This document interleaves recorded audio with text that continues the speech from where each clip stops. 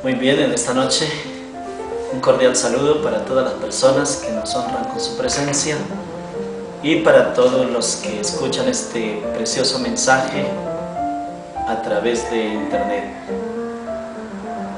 Es un mensaje que se titula El crimen del aborto. Uno más de la serie Así dice la Biblia.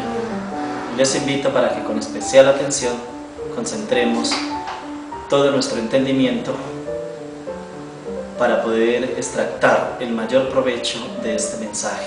Antes de entrar de lleno a considerar cada una de las partes de este tema tan importante, me voy a permitir pedir la bendición de Dios para que nos ilumine. Querido Dios, estamos en este momento delante de tu presencia. Invocamos tu nombre para que tú nos asistas. Queremos que al abrir tu santa palabra tú nos enseñes. Te suplico que este mensaje lleve poder y fuerza del Espíritu Santo. Tú sabes, oh Dios, que delante de tu presencia no somos nada ni nadie. Solamente el Espíritu Santo es el único que puede hablar con poder.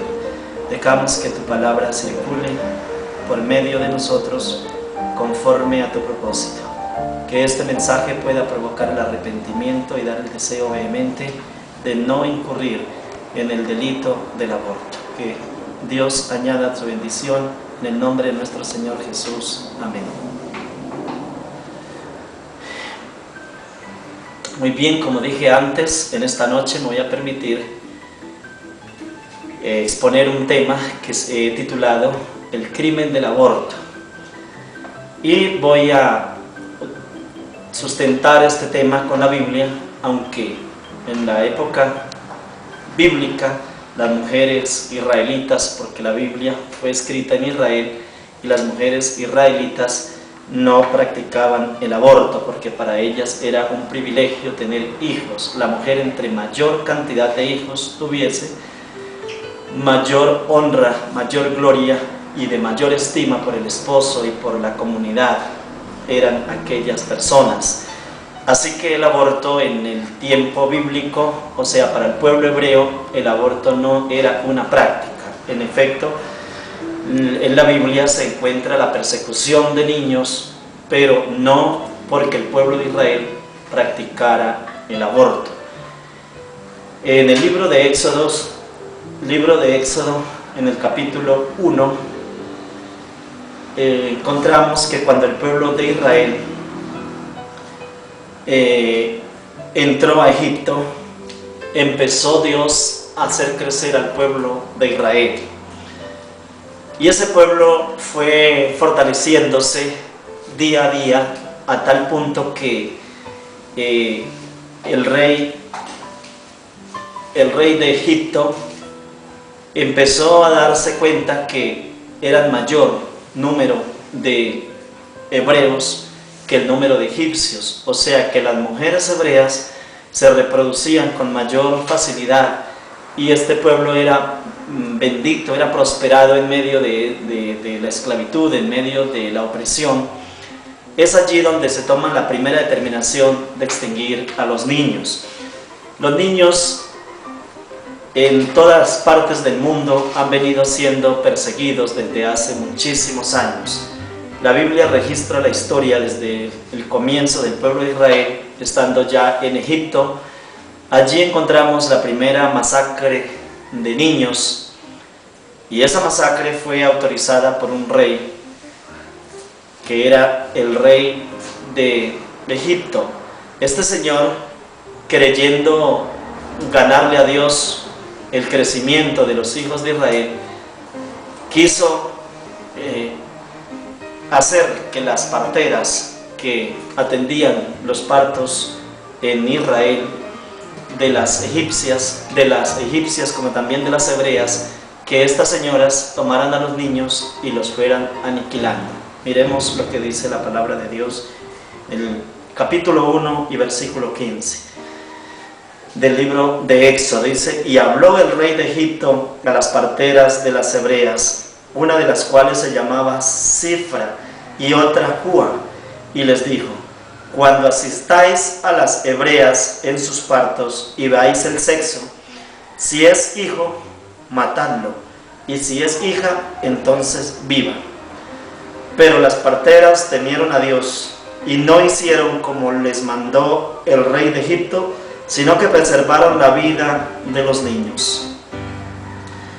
Vemos en estos dos versículos una orden de parte del rey. En el versículo 15 está la orden de parte del rey, y en el versículo 16 está la desobediencia a la orden. Dadas las circunstancias de que las parteras no tenían esa conciencia tan cauterizada para ir a extinguir la vida de un recién nacido, conforme el rey lo había determinado.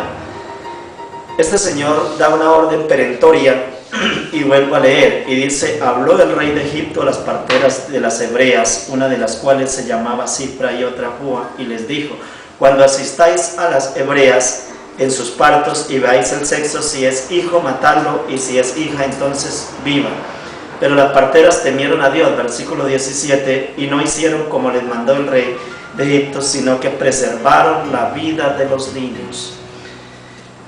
Aquí vemos una orden verdaderamente descabellada y descomunal, una determinación de una persona que carece completamente de principios y, ante todo, de principios morales, de principios espirituales.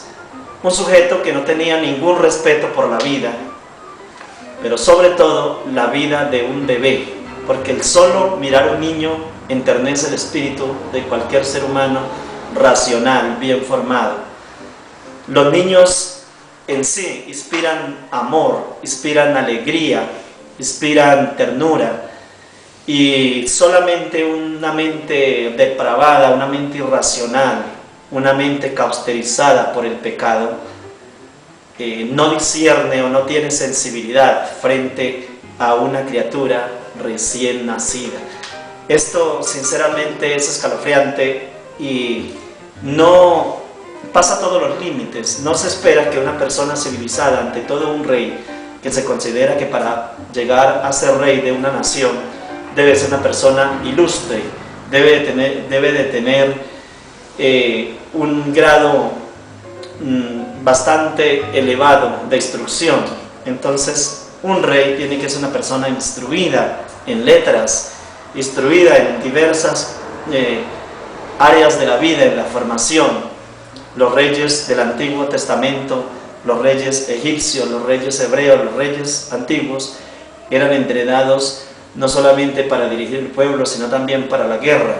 Pero es asombroso ver cómo sale, o escuchar y mirar en esta lectura bíblica, cómo de la boca de un rey, que es la persona que dirigía a ese pueblo, a quien le correspondía velar por la honra, la vida y los bienes de todos los ciudadanos de Egipto, fueran nacionales o extranjeros, estuvieran de manera transitoria o de manera permanente en ese pueblo, era el encargado de velar por las vidas de esa población.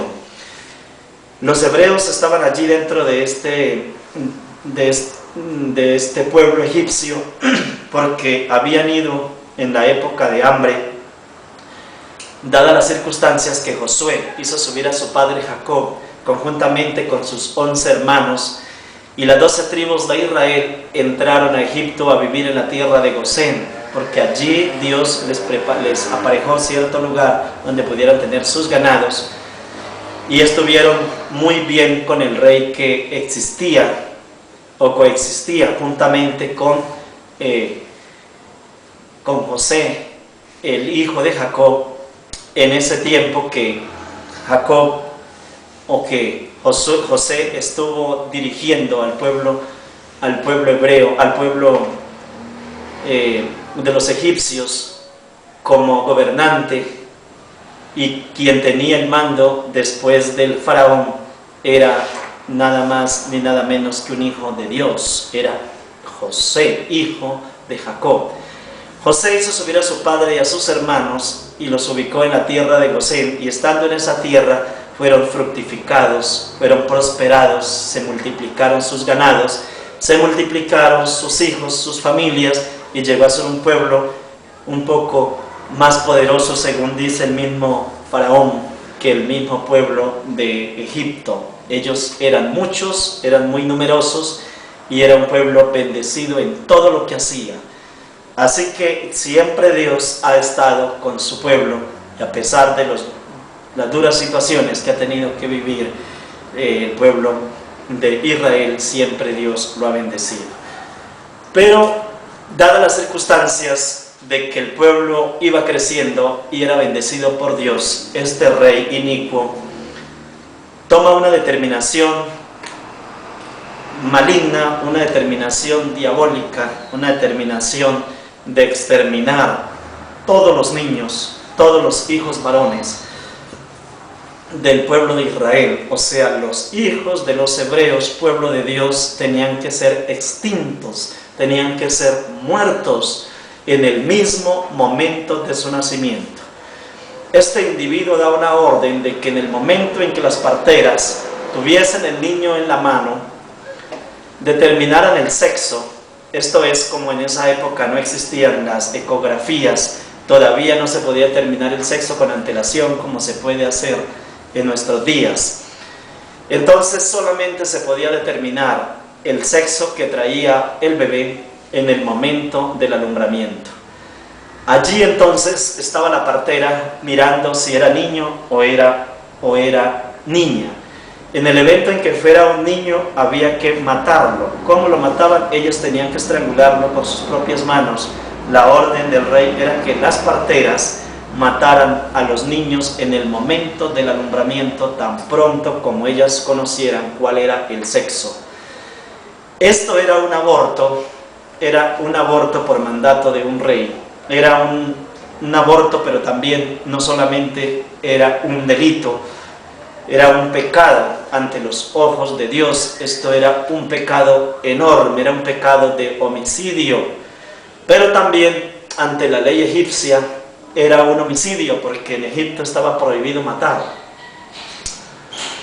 Sin embargo, el rey no atendía a ese llamado que Dios estaba haciendo, y por eso mandó a matar los niños sin tener el más mínimo temor de lo que Dios les estaba el más mínimo temor de que Dios estaba bendiciendo a ese pueblo, y que Dios había guiado a ese pueblo de Israel desde hacía mucho tiempo, porque es que el pueblo de Israel había tenido bendición desde la época de Abraham.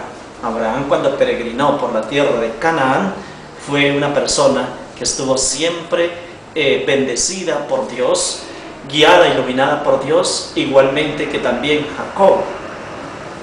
Y este sujeto tenía plena conciencia cognoscitiva que ellos adoraban al Dios vivo, al Dios que creó el cielo y la tierra, al Dios que nosotros adoramos, al Dios que estamos predicando en este momento.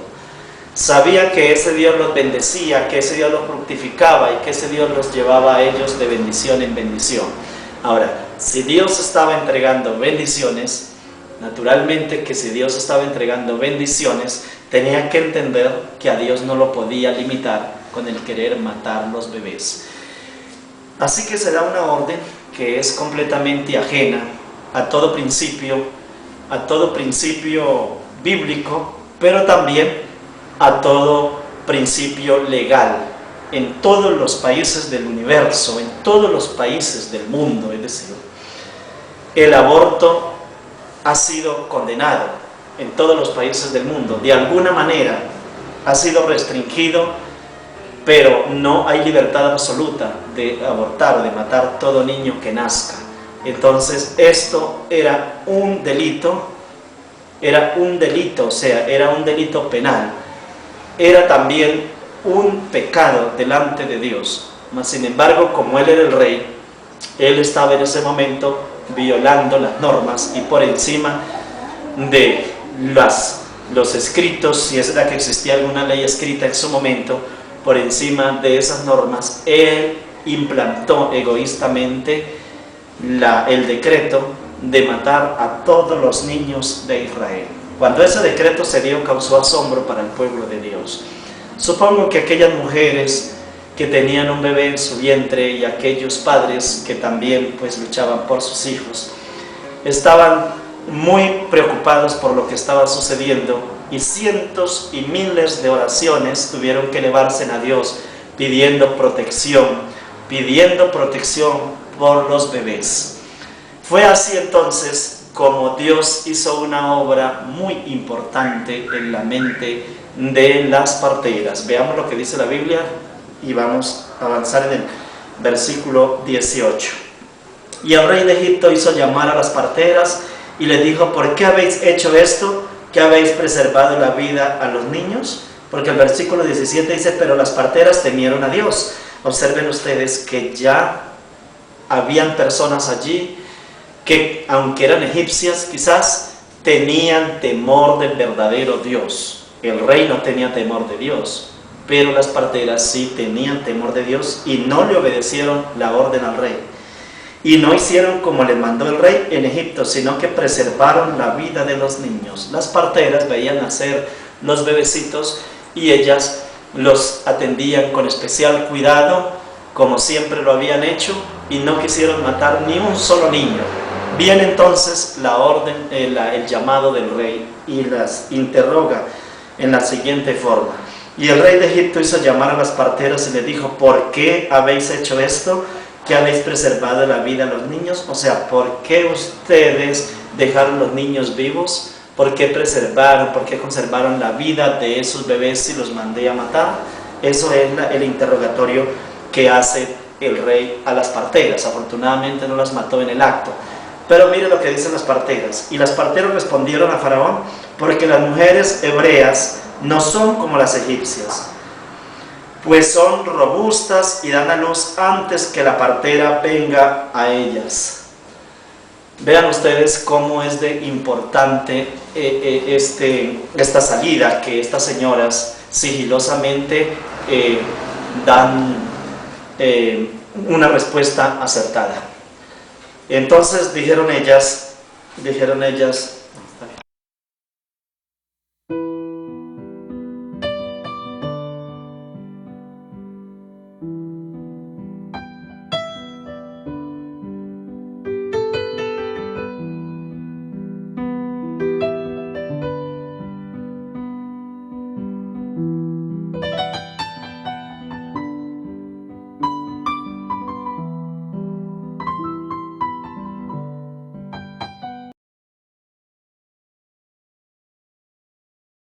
mujeres hebreas no son como las egipcias, pues son robustas y dan a luz antes que la partera venga a ella. Y esto fue entonces lo que ellas respondieron. Una respuesta para salvaguardar sus vidas. Pero resulta de que la orden del rey era importante y era muy determinada, era muy definitiva, era una orden perentoria, y como no pudo por ese lado, entonces se busca otro ingenio, o sea, cambia el decreto y da otro decreto.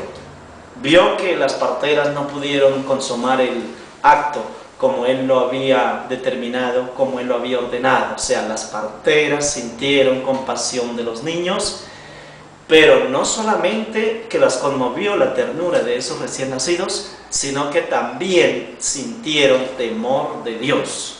Esa es una obra del Espíritu Santo. El temor de Dios, la compasión que ellas sintieron por los niños fue una parte, pero el temor o el miedo a cometer esos crímenes delante de Dios, eso fue lo que las hizo a ellas que no fueran a cometer esos actos. Así que tuvieron temor o respeto por el Dios de Israel, por el Dios de estos bebecitos que estaban naciendo. Mire lo que hace el rey y miremos entonces lo que ocurre en el capítulo 1 y versículo 20. Y Dios hizo bien a las parteras, y el pueblo se multiplicó y se fortaleció en gran manera. Alabado es el nombre de nuestro Dios. Mire qué hermoso es esto. Versículo 20 dice que Dios hizo bien a las parteras. Quiere significar con esto el versículo 20 que Dios bendijo copiosamente a las parteras, las fructificó, las bendijo y en todo les fue bien a las parteras por haber determinado exponer su vida frente a las órdenes del faraón, desobedecer al faraón por temor a Dios. Esto le maravilló muchísimo a Dios. Cada acto que se hace en favor de una vida es un acto de bendición hacia la persona que cuida de esa vida. Las mujeres que con alegría reciben en su vientre la semilla de un bebé y le permiten que se desarrolle en su crecimiento, evolucione en su crecimiento y tenga un alumbramiento normal, y tiene todo el cuidado de no tomar pastillas ni de tomar ningún tipo de medicamento que pueda afectar al bebé. Cuando va al médico, las mujeres que están pendientes del feto que se está desarrollando, ellas siempre manifiestan que están embarazadas y el médico tiene que darle los medicamentos que no vayan a poner en riesgo al niño. Aquellas mujeres que hacen esto están haciendo algo parecido a lo que hicieron las parteras, cuidando por todos los medios que lo que van a comer, que lo que van a beber, que no vaya a tener ninguna influencia negativa en el niño que se está formando, en el feto que se está desarrollando en su vientre y que va a ser un futuro niño, futuro bebé. Esas personas empiezan a ser bendecidas. Observemos lo que dice aquí el capítulo 1, versículo 20. Voy a leer una vez más. Y Dios hizo bien a las parteras, y el pueblo se multiplicó y se fortaleció en gran manera. Y por haber las parteras temido a Dios, Él prosperó sus familias. La bendición de Dios se extendió no solamente a las parteras, que fueron benditas en las manos de Dios. Ante los ojos de Dios, estas personas se miró con alta estima y tuvo Dios mucho cuidado de ellas, pero fue tanto el amor de Dios que no solamente se extendió hasta las parteras, sino que también Dios extendió su bendición a sus familias. Mire usted todo el amor que Dios tiene por los bebés, por los niños, por un feto que empieza su formación, que ya es una vida en desarrollo. Dios tiene los ojos puestos sobre ellos. Y vea usted lo que dice aquí la palabra de Dios, que Dios trajo bendición para las parteras, y su bendición la hizo extensiva también para sus familias, no solamente para las parteras, sino también para sus familias. Mi apreciada señorita, niña que ha incurrido en algún acto un poco apresurado y ya se encuentre en embarazo, nunca se le vaya a ocurrir tomar una determinación equivocada de convertirse en la asesina y iniciar su vida siendo usted criminal o protagonista de un crimen de su propio hijo. Es muy duro vivir la vida teniendo las manos manchadas de sangre, del quitarle la vida a cualquier persona en este mundo. Ya sea negro, sea blanco, sea delgado, sea gordo, matar a una persona trae un cargo de conciencia pesado. Pero mucho más pesado, mi apreciada señorita, apreciada señora, que usted inicie su vida o dentro del trasiego de su vida tenga las manos manchadas de sangre de sus propios hijos. Hay mujeres que han asesinado 4, 5, 6 y 7 hijos y yo no sé cuántos más. Los han asesinado de manera indefensa y los han matado de la manera más terrible. Una de las muertes más crueles es la que se causa mediante el aborto. El aborto inducido es cruel. Es una manera sumamente inexorable de exterminar la vida de un niño. Allí en el vientre de la madre, el feto es succionado con unos artefactos que sacan al niño a pedazos, lo succionan con fuerza y de ahí sale desintegrado.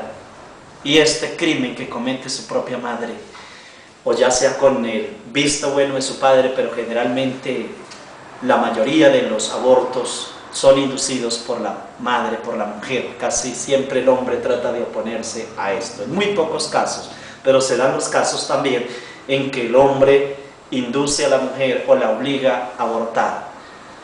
De todas maneras, debemos de tener en cuenta que hay que hacer frente a estas... Es muy difícil, es casi imposible un hombre oponerse a esto, pero yo quisiera hacer un llamado en este momento, que si usted, apreciado amigo, si su mujer o si su hija está tomando una determinación de extinguir la vida de un hijo, de un feto que está en desarrollo, que está en ese momento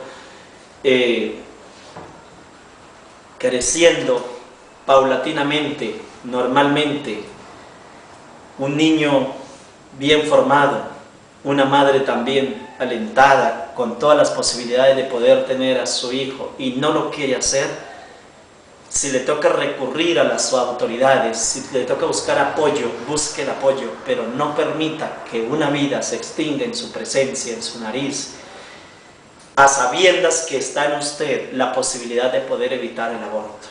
Si le toca denunciar a una hija, hágalo. Si le toca denunciar a su propia mujer, le debe de hacerlo, pero salve usted a su propio hijo, porque de todas maneras para usted va a ser una alegría ver que ese niño salió a la luz por su esfuerzo, por su voluntad, porque usted quiso que eso fuera así y se opuso a todo sin medir consecuencias, porque salvar una vida es muy importante. Porque si nuestro Señor Jesucristo hubiera tenido que dar la vida por una sola persona, Él la hubiera dado. Entonces, cuando se asesina a un bebé indefenso en el útero de la madre, allí en ese momento se está invalidando la muerte de nuestro Señor Jesucristo. La sangre, la vida de Jesús que la dio por los seres humanos, nos significa a nosotros que la vida de cada uno de los que estamos en este mundo y de aquellos que están siendo formados y en proyecto de nacimiento, tienen para Dios tanta valía, tienen para Dios tanto significado, que vale la sangre, la vida de nuestro Señor Jesucristo. Así que el crimen que se comete es de tanta magnitud, es de tanta envergadura, es de tanta significación, que la desgracia, la miseria y todo lo peor que puede ocurrir se verá reflejado en aquellas criaturas que tienen un corazón completamente perverso. Nadie en este mundo podrá justificar la muerte de un bebé cuando estaba dentro de sus posibilidades el poderlo tener. La parte económica, la escasez económica es una justificación mandada a recoger. No tiene absolutamente ningún valor ante Dios ni ante el mundo. Porque una persona, por muy pobre que sea, el bienestar familiar le presta el apoyo. Y en el momento del alumbramiento, los niños pueden ser recogidos por el Estado, pueden ser preservados, conservados y educados para luego ubicarlos en alguna familia que pueda darle el calor en su crecimiento, en su formación, en su desarrollo como persona, y adoptarlos. Entonces no hay ninguna justificación para aquella mujer que diga, o aquel hombre que diga, es que somos muy pobres y nos toca matar los hijos porque no tenemos otra alternativa. Aquella persona que saque algún argumento, como por ejemplo, es que yo tengo que eliminar este feto porque es producto de una noche de pasión en la que no determiné con plena libertad de albedrío si esa persona me convenía o no me convenía. o porque fui forzada a tener una relación y no era esa mi voluntad. Nada, absolutamente nada de eso justifica delante de Dios ese acto criminal. Ese acto criminal es latente delante de Dios, como le dijo Dios a Caín: la sangre de tu hermano clama a mí desde la tierra. Y Dios le dirá a cada madre que haya abortado un hijo o haya querido abortarlo con determinación y que no se haya consumado el acto por voluntad ajena, le está diciendo Dios: la sangre de ese niño clama a mí desde la tierra. Y la maldición de Caín, y un poquito aumentada, porque Caín apenas mató a su hermano, y de pronto ese hermano ya estaba en edad adulta y pudo ofenderlo. Pero un bebé no puede ofender porque todavía no tiene palabras. Un bebé no puede maltratar a su madre mediante actos que la lleven a la discordia, a la discrepancia, porque ¿quién puede discrepar con un bebé y cuáles son los actos de un bebé que lleve a causarle tanto disgusto a la madre? Así que no encuentra ninguna justificación. Y si la sangre del justo Abel causó tanta repugnancia cuando cayó sobre la tierra, y dijo Dios: la sangre de Abel clama a mí, o sea, grita, pide justicia desde la tierra, cuánto más la sangre de aquellos niños, de aquellas criaturas indefensas que no han causado ninguna ofensa, que todavía tienen sus manos allí atadas a su ombligo, con su cordón umbilical, están allí todavía unidos a la sangre de su madre. Vean ustedes qué acto tan inmoral, tan cruel y tan terrible. Yo creo que este tipo de crímenes debería de ser el crimen de mayor castigo que se le pueda imponer a un ser humano, el asesinar a un niño, porque es que los crímenes que se cometen de pronto en la calle por discrepancias, por agresión, porque la persona recibió inicialmente un agravio, pues de pronto en cierto modo tienen un mínimo de justificación. Pero eliminar la vida de una criatura que se está nutriendo de su misma madre, eso es matar sangre de su sangre, vida de su vida. Como dijo el Señor, esos son huesos de mis huesos. Esa es una persona que hace parte integral en ese momento de su propia vida. Eso es falta de respeto, falta de compromiso, falta de entendimiento de la persona. En ningún momento una mujer puede decir que está tranquila de haber eliminado a su hijo porque su situación económica o su situación social o su vida marital estaba desintegrada, o porque el papá de ese muchacho era feo, no lo quería, o porque tenía malas mañas. Si ya el niño está engendrado y ahí están dentro de las posibilidades de que él pueda nacer, déjelo nacer, porque no le queda otra alternativa delante de Dios que amar a ese niño. En el evento en que no tenga esa condición de madre o no sienta el deseo de criar ese hijo, pues sencillamente déjelo que él nazca, y hay muchas maneras de poderlo entregar al instituto, si es en Colombia, al Instituto de Bienestar Familiar. Si está en otro país, en cada país habrán autoridades que están dispuestas a hacer ese tipo de actos, de trabajos, de ayuda para poder permitir que los niños puedan ser ubicados en una buena familia. Bien, sigo avanzando y me voy a permitir hacer una estadística que es a nivel mundial, y esta estadística dice así. Dicen los que han recopilado información al respecto lo siguiente: cada año 46 millones de mujeres del mundo entero tienen un aborto inducido. De estas, el 78% viven en países en vías de desarrollo y el 22% en países desarrollados. Es sumamente preocupante esta cifra. 46 millones de mujeres en el mundo entero abortan cada año. Y dice aquí que el 78% viven en países en vías de desarrollo, o sea, países de pobreza. Alrededor del 11% de todas las mujeres que tienen un aborto viven en África. Alrededor del 11% de todas las mujeres viven en África. Y veamos lo que sucede. El 58% viven en Asia y el 9% en América Latina y el Caribe. El resto vive en Europa. El 17% en otros países desarrollados. Y el 5% se estima que de cada 1000 mujeres,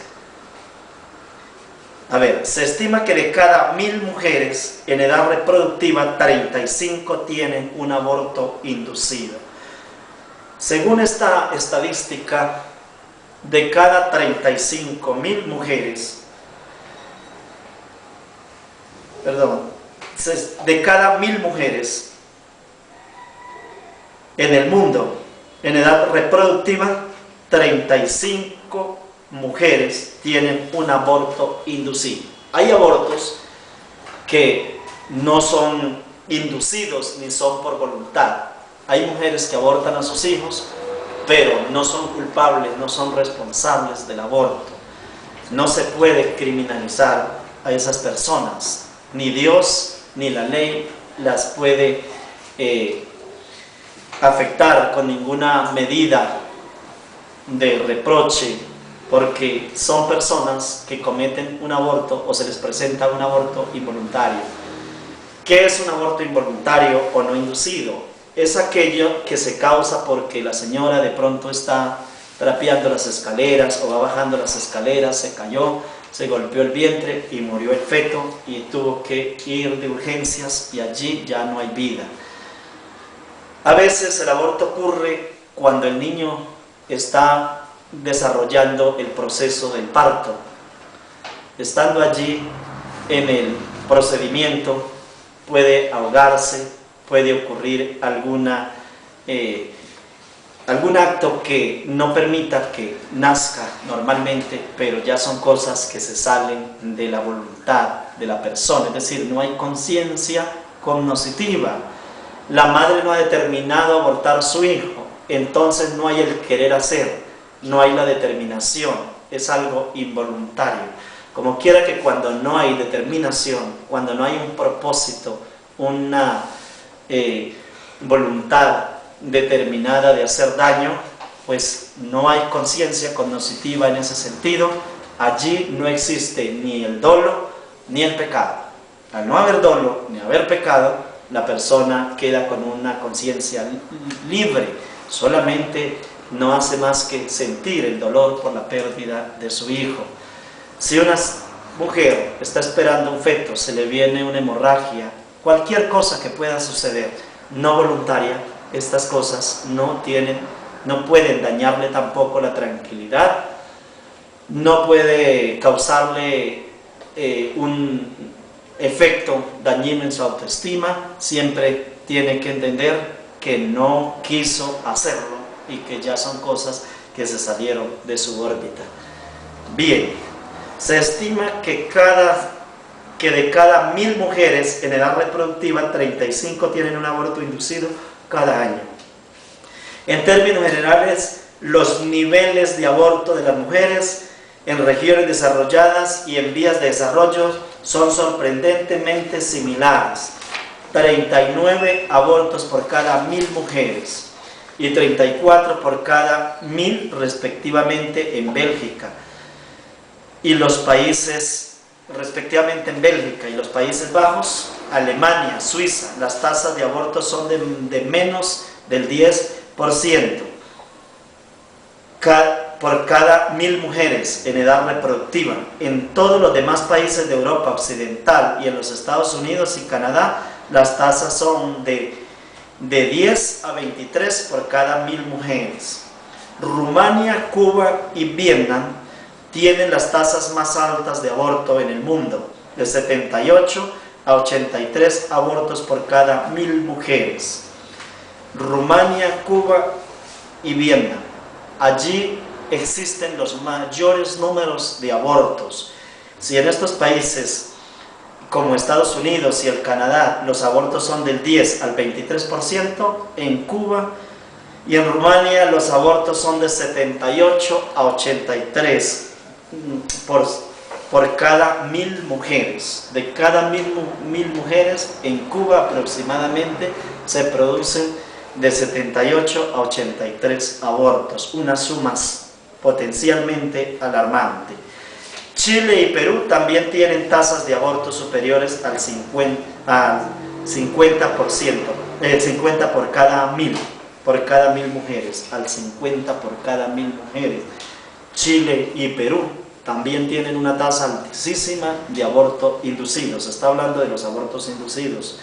A nivel mundial, una mujer tiene un promedio de un aborto durante su vida, es decir, por cada mujer, totalizando, no que todas las mujeres aborten, pero hay unas que abortan 5, 6, 7 hijos, entonces por esas se da lo otro. Pero según esta estadística, por cada mujer hay un aborto. Es una cosa asombrosa cómo los niños son perseguidos desde antes de nacer. Seguimos avanzando con este tema y vemos cómo en todos los tiempos ha habido un deseo vehemente por eliminar los niños para tratar de llevar a cabo algunos propósitos. En el libro de San Mateo, en el capítulo 2 del libro de San Mateo, nos narra un episodio sumamente extraño. La Biblia dice que había un rey llamado Herodes y que ese rey también tomó una determinación un tanto similar a la que tomó el faraón de Egipto en el momento en que vio que el pueblo hebreo se estaba robusteciendo y estaba creciendo. La Biblia dice aquí: después que partieron ellos, he aquí un ángel del Señor apareció en sueño a José y dijo: levántate, toma el niño y a su madre y huye a Egipto. Estoy leyendo San Mateo capítulo 2 y el versículo 13. Y permanece allá hasta que te diga, porque acontecerá que Herodes buscará al niño para matarlo. Y él, despertando, tomó de noche al niño y su madre y se fue a Egipto, y estuvo allí hasta la muerte de Herodes, para que se cumpliese lo que dijo el Señor por medio del profeta cuando dijo: de Egipto llamé a mi hijo.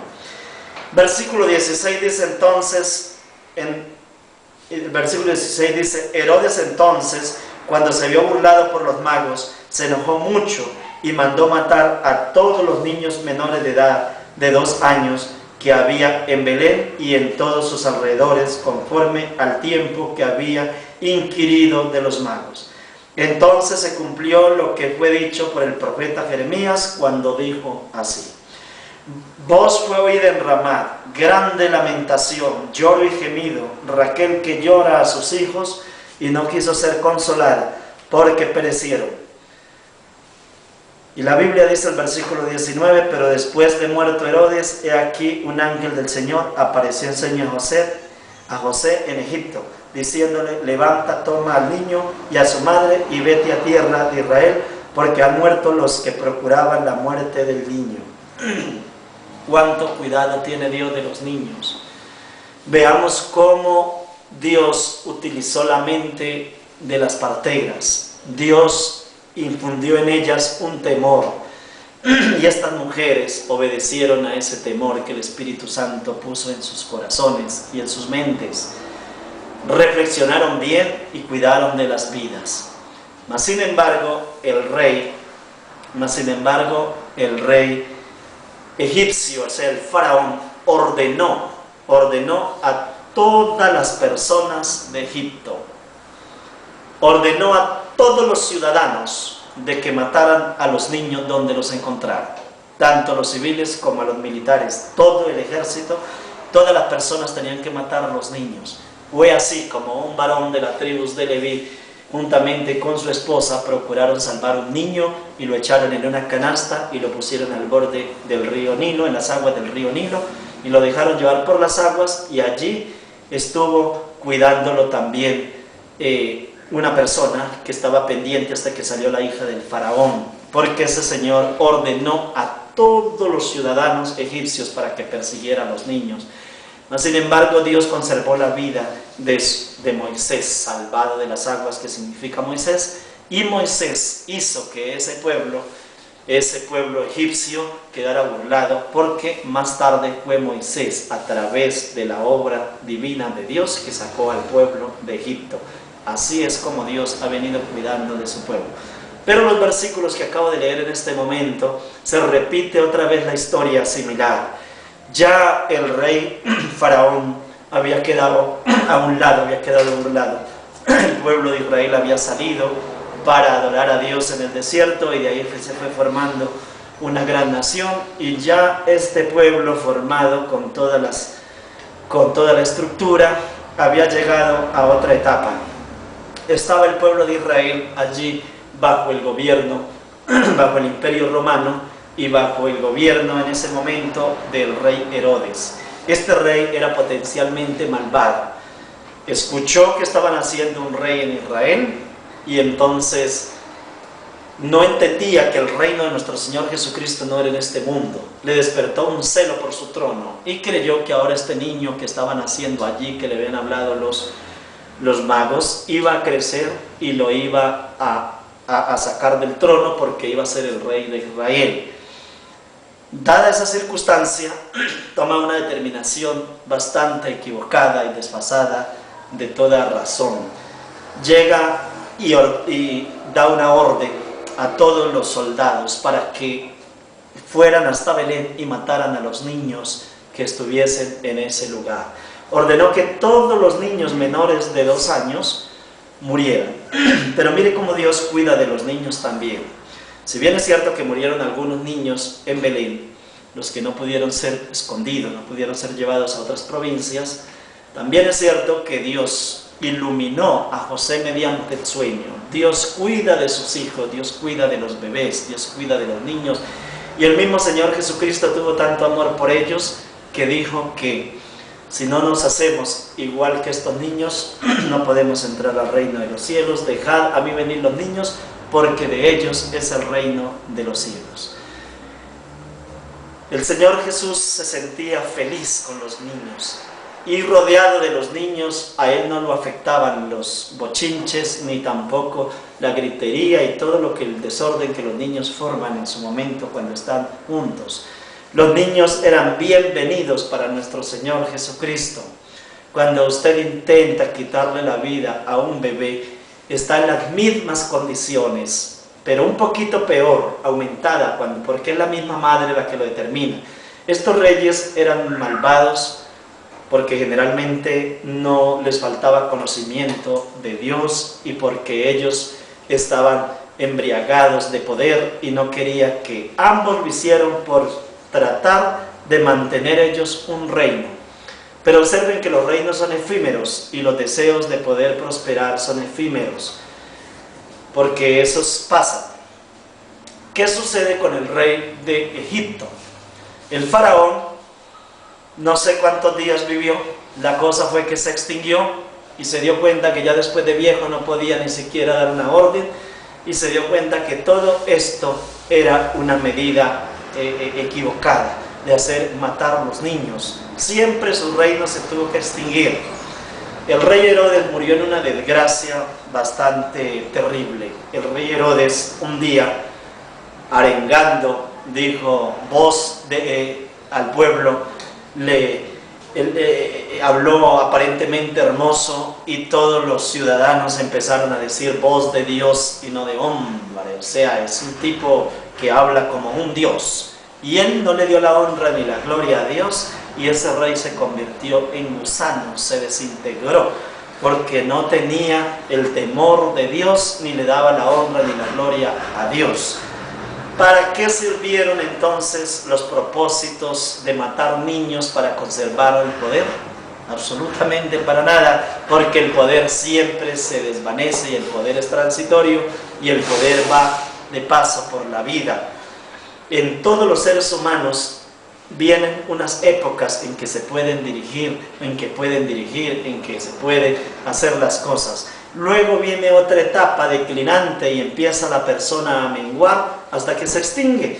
Así que matar los niños porque pensaron que allí podían ellos obstaculizar un reino o un mandato o un poder, fue una percepción completamente equivocada, completamente absurda. Cuando Dios quiso sacar al pueblo de Israel de Egipto, nadie lo pudo detener. Cuando Dios quiso extinguir a Herodes, nadie lo pudo detener. Cuando una madre determina matar un hijo por pobreza, realmente tiene demasiada pobreza, pero cerebral, porque no tiene virtudes, no tiene entendimiento, no percibe más allá de la punta de la nariz con su visión. No observa que Dios tiene muchos medios para poder sostener a esa persona. No entiende que lo puede entregar a una familia que lo pueda adoptar y esa familia pueda darle más de lo que ella quiere darle o le pudiera dar. Entonces hay muchos mecanismos. Si no quiere entregarlo directamente a una familia, lo puede entregar a un instituto que está encargado del cuidado de los menores. Entonces no hay absolutamente nada que pueda justificar el eliminar la vida de un niño, de un feto, teniendo la plena certeza que está en condiciones de poder tener un parto, ya sea por cesárea o ya sea normal. Lo importante es que no está la vida de esa persona en riesgo absoluto. La vida de los menores, la vida de los recién nacidos, la vida de los niños todavía sin nacer, tienen que ser cuidados con toda responsabilidad. Me permito decir en esta noche que en el mismo momento en que una mujer perciba que está embarazada, no importa que sea la primera semana, la segunda semana, la tercera semana, la cuarta semana de embarazo, y que no haya ninguna razón completamente justificada, es decir, que de pronto la vida de la madre ya no tiene otra salvación, sino es porque, es decir, que si se deja el desarrollo del feto, la madre muere. Y que los médicos, todos juntos, esto en una junta médica, no solamente un solo médico, estos asuntos deben de ser analizados por diversos especialistas y que determinen que en todas las pruebas científicas que se hagan, en todas las valoraciones, se vea que realmente la madre puede perecer, o que no es que puede perecer, sino que muere irremisiblemente porque no hay otra alternativa. Y como quiera que esa madre tiene muchos hijos, y como quiera que esos hijos, o tiene otro hijo, o así, tiene un hogar, es decir, es necesaria ya en ese caso deben de razonar los esposos y analizar pidiéndole dirección a Dios, pero no porque vaya a tomar una determinación, sencillamente no, porque apenas lleva una semana, porque apenas lleva 2 semanas.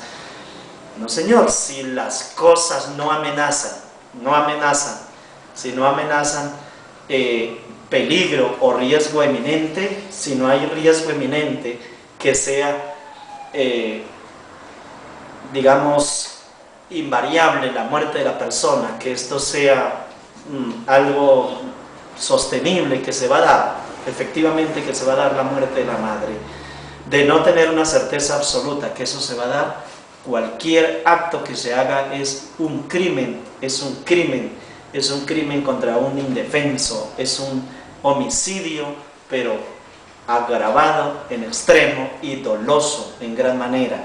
Entonces no incurra usted, mi apreciado amigo, en comprarle a la mujer drogas, medicamentos, o llevarla a los criminales que están determinados en algunos lugares para hacer abortos clandestinos.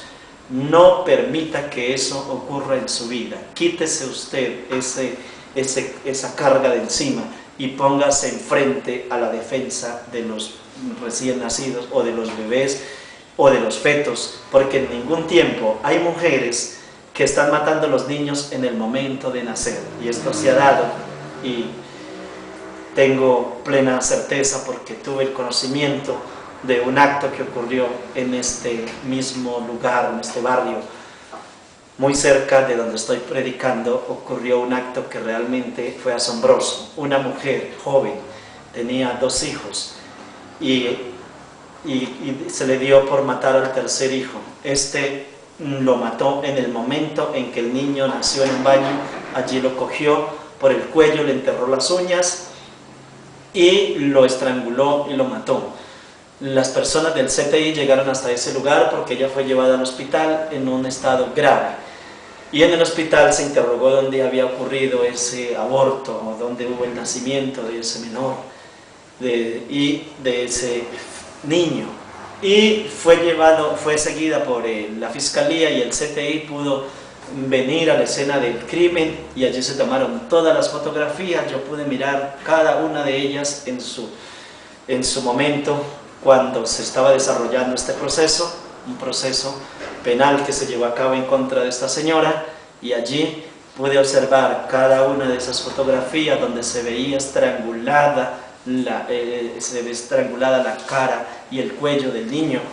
Lo mató su propia madre. Este fue un acto realmente asombroso, pero de allí fue llevada por las autoridades, inmediatamente puesta en los calabozos del DAS, cuando existía el DAS aquí en Colombia, y luego quedó incursa en un proceso de homicidio agravado por la muerte de ese hijo. Es así como ocurren muchas muertes de niños que no solamente son perseguidos en el vientre, sino que son muertos después de haber nacido plenamente desarrollados, alentados. Ya un niño bien formado, bien definido, alcanza a nacer completamente normal, y luego lo mata la misma madre en ese mismo momento, o lo toman y lo echan en una bolsa plástica y le cierran la boca a la bolsa y lo llevan a la basura, y allí entonces no puede inhalar el niño y se ahoga, se asfixia y muere en esas condiciones, por la falta de alimento, por el frío y por la asfixia. Son las condiciones como vienen los mismos padres persiguiendo a sus hijos desde antes de nacer. Estos episodios verdaderamente causan tristeza, escalofrío, pero traen mucha desgracia en la vida de una persona apocada, de espíritu apocado. Esas personas no hacen sino sufrir en la vida, porque ellos no pueden recuperar estas desgracias. Este tipo de comportamientos son muy difíciles. Tienen que tomar una determinación muy de lleno en aceptar a nuestro Señor Jesucristo como su único Salvador. Primero que todo eso. Segundo, prometerle a Dios en arrepentimiento absoluto que nunca jamás volverán a incurrir en estos mismos delitos. Tiene que ser sacado, repudiado, extirpado de sus vidas ese pensar.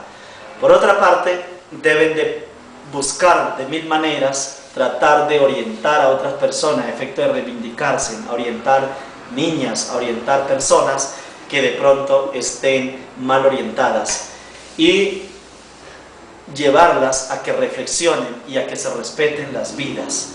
Y Dios en su infinita misericordia todavía le podrá perdonar a usted ese pecado. Pero si no se ha arrepentido, si usted está pensando en quitar la vida a un recién nacido, o eliminar a su hijo aún estando en desarrollo, hasta ahora el feto en desarrollo, usted en este momento está siendo objeto de la peor desgracia y lista para afrontar un juicio de Dios, porque los juicios de Dios se vienen inmediatamente.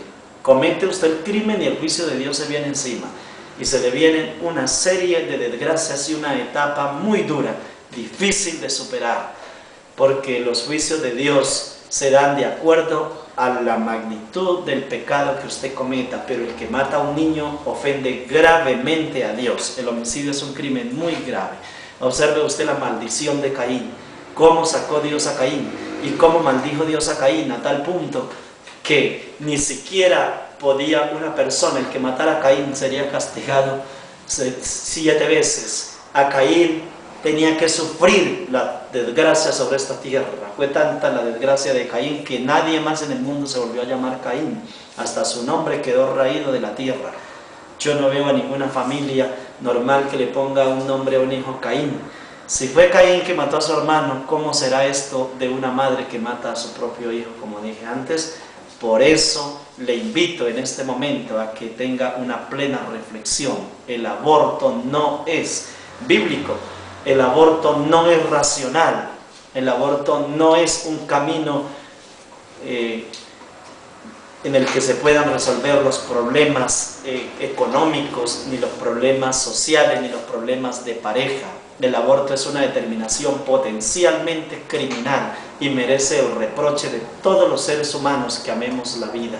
Luchemos por la vida y avancemos en contra del crimen, en contra de la muerte. Que Dios los bendiga grandemente, que Dios ilumine su mente y su corazón y le ponga el deseo de cooperar y de iluminar con estas buenas reflexiones.